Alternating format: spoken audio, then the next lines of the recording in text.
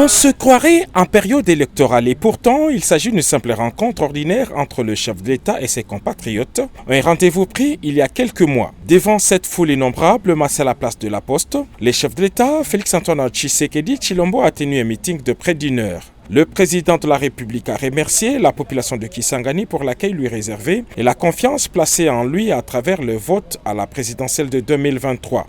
Face à la guerre d'agression, le chef de l'État a lancé un message de résistance. « Nous avons beaucoup d'ennemis autour de nous, résistez comme vous l'avez fait durant la guerre des 6 jours », a dit le commandant suprême. « Je fais confiance au FARDC, ils doivent être en mesure de défendre la patrie », a dit le président. « Nous gagnerons cette guerre, ils peuvent tromper certains de nos frères, mais ils ne gagneront pas le peuple congolais », a-t-il conclu. Les infrastructures constituent notre priorité, cela a commencé par l'aéroport et la voirie urbaine et ces œuvres doivent se poursuivre, a dit le président. Au sujet de l'emploi des jeunes, le chef de l'État a dit y accorder une attention particulière. Il a appelé aux réformes et au soutien du secteur privé.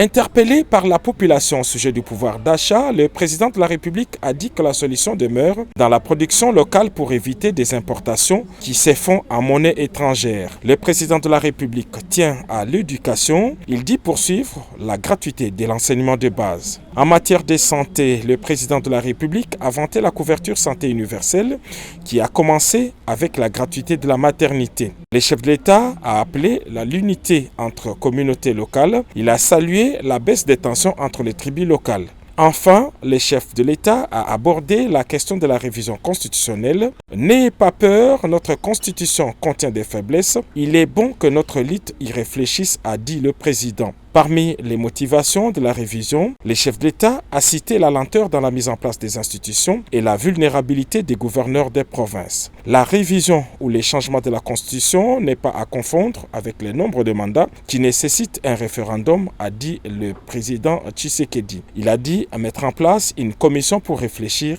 sur cette question.